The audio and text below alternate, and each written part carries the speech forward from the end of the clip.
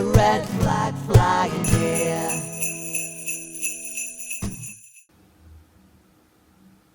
Hello, my name is Rachel Meenan, and I'm incredibly proud to take part in the socialist think tank's 12 Days of Solidarity over Christmas.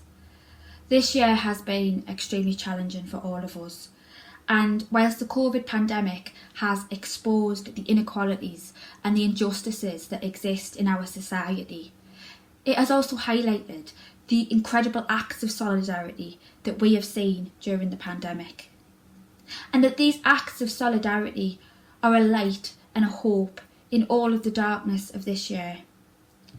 My story of solidarity is about how, over the last few months, during the midst of the lockdown and COVID restrictions, and the financial and health implications that this has had for us all, people from across our region have come together to provide solidarity and practical support to refugees in Calais. I am the secretary of an organisation called North East Against Racism, and we set up to become a regular drop-off point for Care for Calais in September of this year. We organised a collection point in Newcastle in October, and then in September our friends at Sunderland Unites organised another collection point at Sunderland Minster, where we collected clothing, toiletries, blankets, food, tents and other essential items for refugees in Calais.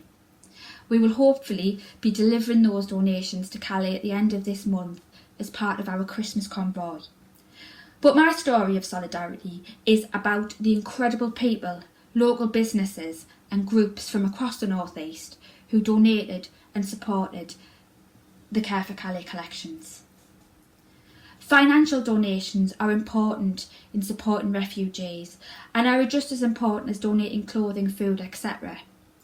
But there is something very powerful in terms of cementing solidarity between people, about taking the time and effort to put yourself in someone else's shoes and trying to imagine their experience and what they might need to keep warm and fed, and to let them know in whatever way you can that you stand with them. Every single person who donated to our collection took the time to try to imagine what it must be like to be a refugee in Calais right now, having been through unimaginable trauma, struggling for food and shelter and basic health care, whilst also having to contend with a global pandemic and the hostile environment and racist immigration policies. They took the time to travel from all across our region to drop off donations, to label and bag them up, to put little gifts in for children, to hand knit blankets and hats and gloves. They bought sanitary products for women so that they can have period dignity. And all of this is an antidote to the poison of the right-wing politicians and media who would seek to both demonise and dehumanise refugees and asylum seekers. We had donations from Packed House in Stanley and the Sunderland Community Kitchen because, as one of the volunteers told us, we are here to help each other, no matter where we live or where we come from. We had donations of toiletries from Lush at the Metro Centre. We had 2 bikes from Recycle Bike in Newcastle, and a hairdressers in Sunderland set up to become a drop-off point and had their own collection for staff and customers. This is in spite of all of the challenges and the hardships faced by individuals and local businesses during the pandemic. We met a couple who donated so much that they had to hire a van to drop it all off. A lady called Meenan who managed to fill about 5 cars worth of donations just from collecting from friends and neighbours. And another lady called Helen who donated clothing from her upcycle clothing business. The collection organised by our friends at Sunderland Unites was particularly moving when some students from the university, from a group called Star at Sunderland, came with £70 that they had raised between them, and after asking us what we were particularly in need of, went away and bought a load of donations with that money. Sunderland has been a particular target for far-right activity over the last few years. with the far right attempting to scapegoat and blame refugees for problems in society.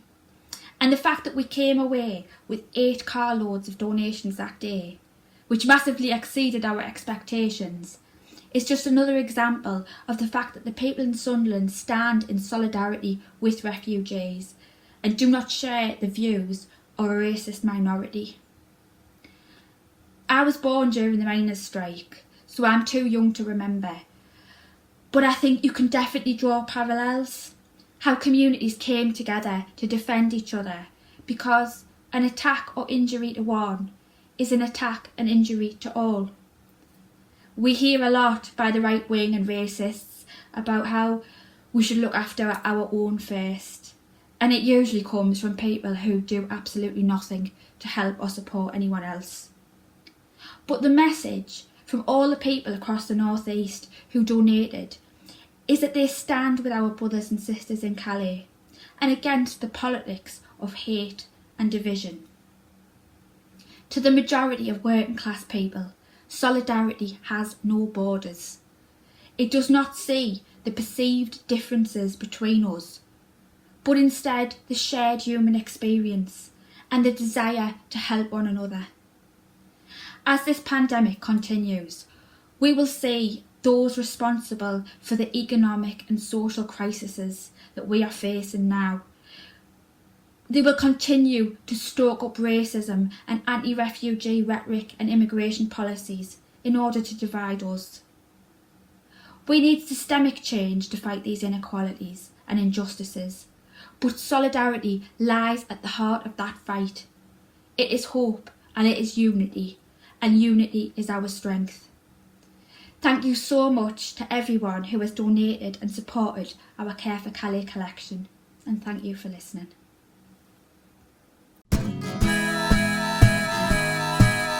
Keep the red flag flying here.